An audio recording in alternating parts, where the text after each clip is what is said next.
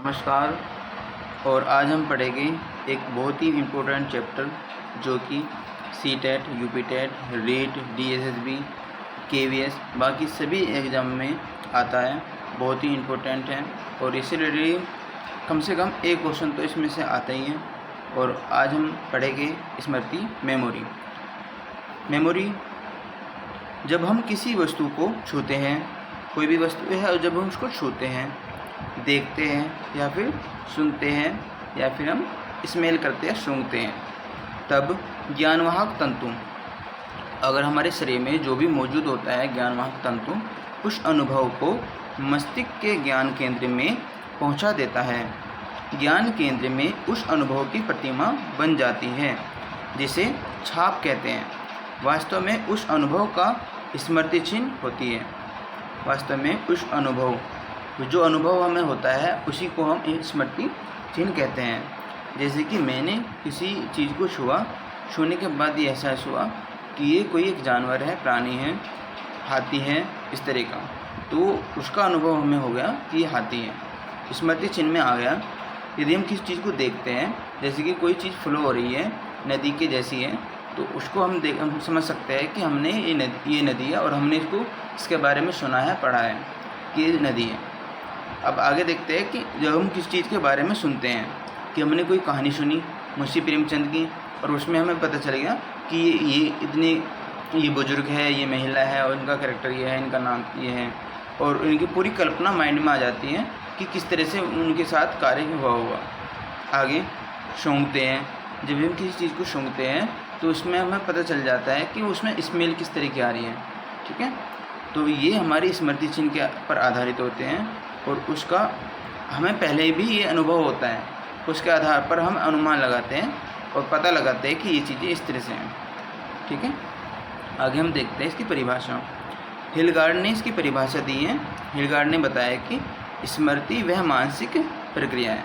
स्मृति क्या है? एक मानसिक है जिसमें अतीत में सीखे गए ज्ञान, अनुभव या कौशल का पुनः स्मरण किया जाता है। स्मृति क्या है? एक मानसिक प्रक्रिया है और मानसिक रूप से हम किसी चीज़ के बारे में, जो हम अतीत में हमने कुछ भी चीज़ें सीखी हैं, अनुभव किया है, ज्ञान हुआ है हमें, या फिर कोई भी कौशल है, स्किल है, उसका पुनः स्मरण किया जाता है, यानी कि पुनः याद किया जाता है, तो वही हमारी स्मृति कहलाती है। ठीक है, जैसे कि हमने बचपन में साइकिल सीखी थी, साइकिल सीखने के बाद गाड़ी चलाना सीखा, जैसे कि मोटरसाइकिल है, इस तरीके चलाना सीखा, तो ये हमारा एक स्मृति चिन्ह है कि एक चीज़ का संबंध दूसरे से लिंक होना।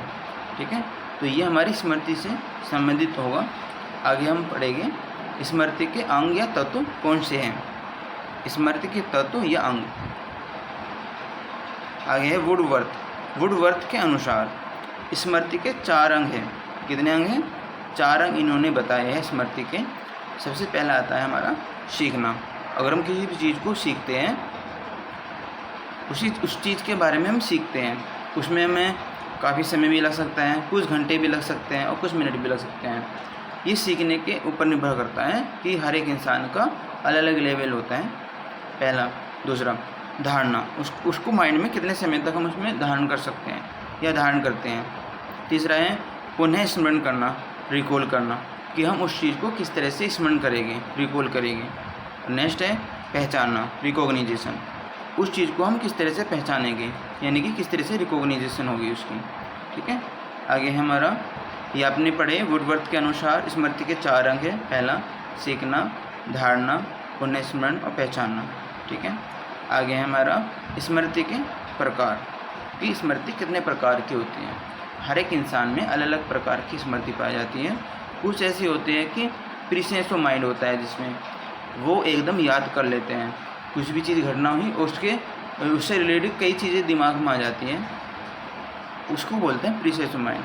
किसी चीज़ की ऐसी होती है कि कुछ लोग ऐसे होते हैं जो कुछ समय के लिए चीज़ों को याद करते हैं फिर भूल जाते हैं। कुछ ऐसे भी होते हैं जो एक बार सुन ले और काफ़ी लंबे समय तक उनके माइंड में याद है, इस तरह की भी स्मृति होती है। ठीक है, कुछ होते हैं कि एक चीज़ को, किसी चीज़ को रटते हैं, बार बार रिपीट करते हैं, रटते हैं, उसके आधार पर वो याद करते हैं। कुछ ऐसे होते हैं जो समझकर याद करते हैं। और कुछ होते हैं साइकोलॉजिकल मेमोरी, ठीक है, मतलब कि साइकोलॉजी के हिसाब से उसको फिट करते हैं और फिर उसको याद करते हैं। कुछ ऐसे भी होते हैं एक बार सुना माइंड में परमानेंट हो गया। कुछ ऐसे भी होते हैं उस चीज़ को याद करने के लिए किसी एक हंसी मजाक से जोड़ देते हैं और या फिर एक ट्रिक बना कर याद करते हैं, जिससे कि वो काफ़ी लंबे समय तक याद रहती हैं। तो इसी प्रकार स्मृति के इसमें प्रकार बताए गए हैं। अब हम डिटेल से इनके बारे में पढ़ेंगे कि किस तरह से चीज़ें हैं। अब इसमें लिखा है कि टाइप्स ऑफ मेमोरी, तात्कालिक स्मृति, इमीडिएट मेमोरी। नेक्स्ट है तात्कालिक स्मृति, इमीडिएट मेमोरी। किसी भी घटना को देखा और उसको तात्कालिक घटना का जिक्र याद हो गया, माइंड में रिकॉल हो गया, तो वो उसको बोलते हैं तात्कालिक स्मृति। एक है स्थायी स्मृति, परमानेंट मेमोरी। परमानेंट मेमोरी जो काफ़ी लंबे समय तक चीज़ें दिमाग में रहती हैं उसको बोलेगा हम परमानेंट मेमोरी। आगे है सक्रिय स्मृति, एक्टिव मेमोरी, कि जो भी चीज़ें किसी भी इंसान बच्चे ने याद की हैं उस चीज़ को बार बार अप्लाई कर रहा है, वो एक्टिव है हर चीज़ में, तो इस तरह की चीज़ों को हम एक्टिव मेमोरी बोलेंगे। अब है रटन स्मृति, रोट इस मेमोरी। रोट मेमोरी वहाँ पर यूज होती है जहाँ पर कोई टिक ना लगाया जाए, जहाँ पर समझा ना जाए, जैसे कि गाड़ी के नंबर, गाड़ी के जो नंबर हो गए उनको या तो फिर आपको समझ के याद करना होगा या फिर रटना होगा। इस तरह की चीज़ें ऐसी होती हैं कि उनको रटना ही होता है। जैसे कि पाई की वैल्यू है, पाई का मान है, पाई का जो मान है 3.14, या तो इसको आप याद कर लो या फिर रट लो, आप किसी भी तरह से इसको समझ सकते हो, ठीक है। या फिर इसको ऐसे करो, पाई की वैल्यू 22/7 होती है, इसको डिवाइड कर लो तभी वैल्यू आ जाएगी। तो इस तरह से कई तरह के होते हैं, कुछ चीज़ ऐसी होती हैं उनको जैसी है ऐसी ही याद करनी होती है, या फिर कह सकते हैं रटनी पड़ती हैं। तो इस तरह की मेमोरी भी इंसानों में पाई जाती हैं। आगे है निष्क्रिय स्मृति, पैसिव मेमोरी। कुछ लोग ऐसे भी होते हैं उन्होंने कुछ सीखा, पढ़ा, समझा, लेकिन वो याद नहीं रहा, मतलब कि इनएक्टिव हो गया, सक्रिय नहीं रहा। इस तरह की मेमोरी लोगों में पाई जाती हैं। आगे है मनोवैज्ञानिक स्मृति, लोगों में साइकोलॉजिकल मेमोरी भी पाई जाती है, ठीक है। ये हमारे मेमोरी के 6 प्रकार बताए गए हैं जो मैंने आपके सामने आपको बताए हैं। नेक्स्ट देखते हैं हम स्मृति की विशेषताएं या लक्षण क्या है, कि स्मृति की क्या क्या कैरेक्टरिस्टिक्स हैं, ठीक है। नेक्स्ट है हमारा फर्स्ट शीघ्र याद होना, क्विक लर्निंग। बहुत से इंसान ऐसे होते हैं कोई भी चीज़ें कहानी सुनी या फिर कोई भी सवाल किया या किसी टीचर ने सवाल को समझाया, उनके बच्चों के तुरंत ही याद हो जाता है।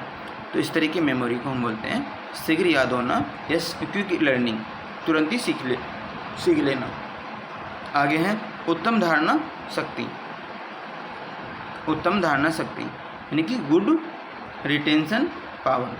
मतलब कि कुछ लोगों में इस तरह की धारणा शक्ति होती है कि एक बार आँखों के सामने कुछ चीज़ को देखा और उसको लंबे समय तक याद रहा। ये भी किस चीज़ पे निर्भर करती है, देखना। अब देखने के बारे में मैं एक कहावत बताना चाहूँगा। एक चाइना की कहावत है, चाइना की एक बहुत ही पॉपुलर कहावत है कि 1 seeing is better rather than 1000 hearing, अर्थात एक बार का देखना 1000 बार सुनने से अधिक बेहतर होता है। इसका तात्पर्य यह है कि यदि हम किसी चीज़ को देखकर याद करते हैं तो हमारे माइंड में 80% तक याद रहता है। कितने परसेंट तक याद रहता है? 80% तक वो हमारे माइंड में याद रहता है, ठीक है। आगे है हमारा शीघ्र पुनः स्मरण या फिर पुनः याद करना, क्विक रिकॉल। किसी कोई भी घटना हुई या फिर कोई भी क्वेश्चन है, प्रॉब्लम आ गई, समस्या सामने आ गई, तो उसके माइंड में तुरंत ही याद होना कि ये चीज़ें इस तरह से हो गई, ठीक है। तो शीघ्र ही पुनः स्मरण हो जाती है उनके माइंड में। तो इस तरह के भी स्मृति लोगों के माइंड में पाई जाती हैं। आगे हम देखते हैं शीघ्र एवं स्पष्ट पहचानना, कि किसी भी चीज़ को हम स्पष्ट पहचान सकते हैं कि एग्जैक्ट ही अमुक व्यक्ति है या अमुक व्यक्ति ने की ये नकल है। इस तरह की चीज़ें को भी हम पहचान सकते हैं। जैसे कि हम जहांगीर के बारे में बात करना चाहेंगे। जो जहांगीर थे उनको इस तरह की मेमोरी थी वे जो अगर कोई भी एक पेंटिंग है 2 व्यक्तियों ने बनाई है तो वे बता देते थे कि किस व्यक्ति ने कौन सी पेंटिंग बनाई है और किस व्यक्ति ने कौन सी चीज़ें उसमें एक पेंटिंग में कौन कौन सी चीज़ें बनाई है।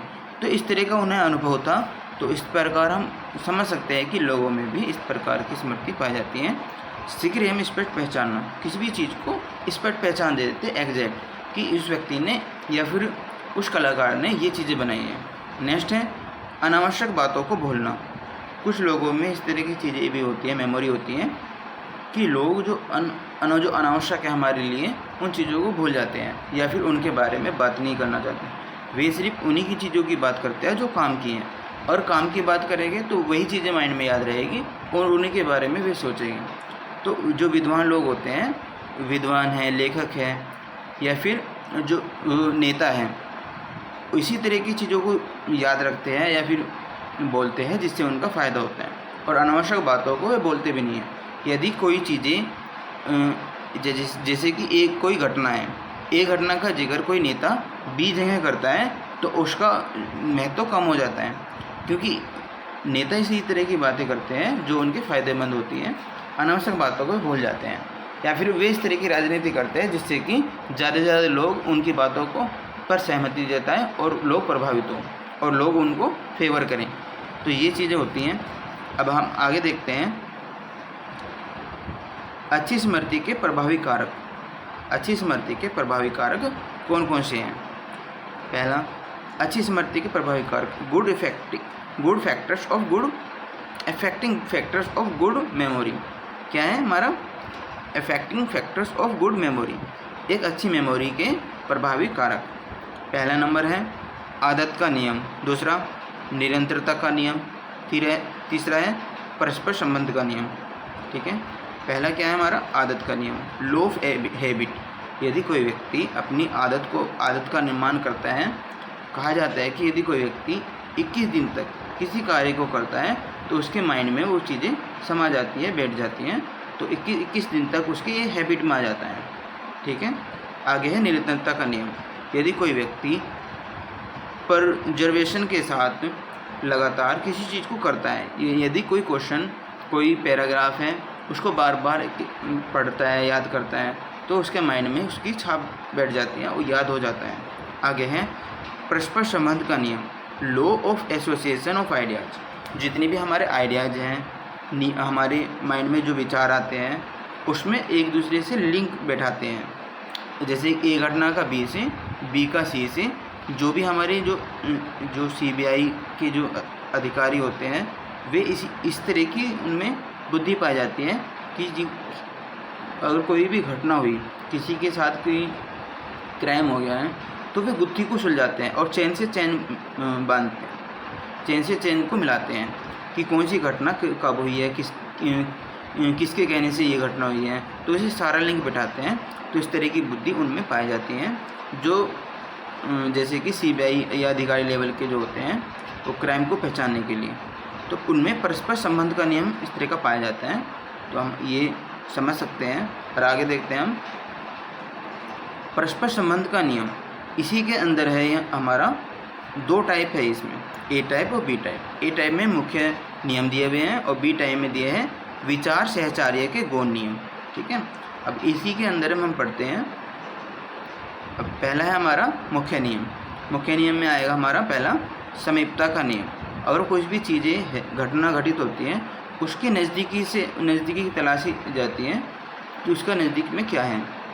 सेकंड है समानता का नियम।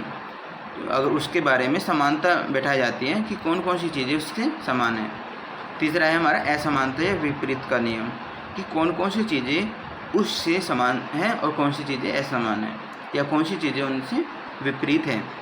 आगे है रुचि का नियम। ये इंटरेस्ट के ऊपर भी निर्भर करता है कि किस किस चीज़ों में उनका इंटरेस्ट है। तो ये हो गया हमारे मुख्य नियम। मुख्य नियम कितने हैं? 4 नियम, प्राइमरी लॉ इनको कहते हैं हम। पहला है हमारा समीपता का नियम, दूसरा समानता का नियम, और हमारा तीसरा है असमानता या विपरीत का नियम। फोर्थ है हमारा रुचि का नियम। ठीक है, आगे हम देखते हैं विचार सहचर्य के गौण नियम। ये हमारा आता है बी टाइप। किसमें है बी टाइप के? परस्पर संबंध का नियम, law of association of ideas. इसमें ही ये बी टाइप है। ए टाइप हमने पढ़ा है मुख्य नियम, बी टाइप है विचार साहचर्य के गौण नियम, secondary law of association of ideas. आगे हम देखते हैं प्राथमिकता का नियम, नवीनता का नियम, आवर्ती का नियम और स्पष्टता का नियम और मनोभाव का नियम। ये 5 नियम हैं। पहले हम देखते हैं कि प्राथमिकता, जो भी अगर टीचर होगा या फिर स्टूडेंट होगा, वे प्राथमिकता देखते हैं कि हमारे लिए कौन सी चीज़ें प्राथमिक हैं, कि हमें सबसे पहले कौन सी चीज़ें करनी है।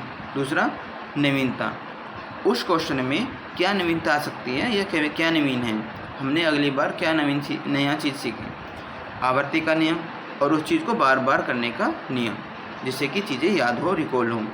स्पष्टता का नियम, वे चीज़ें स्पष्ट हों, जो भी हम याद कर रहे हैं या फिर चीज़ों को कर रहे हैं वो चीज़ें स्पष्ट हों, उसमें अस्पष्टता ना हो। ठीक है। मनोभाव का नियम, हमारा मन भी उस चीज़ें करने के लिए प्रेरित हो, हमारा मन भी हो करने का, तो इस तरह के नियम को बोलते हैं मनोभाव का नियम। ये जो हमारे हैं परस्पर सहसंबंध, जो परस्पर संबंध का नियम है, उसमें बी टाइप दिए हुए हैं और बी टाइप के 5 नियम बताए हुए हैं। तो ये इस तरह से मैंने स्मृति के बारे में बताया।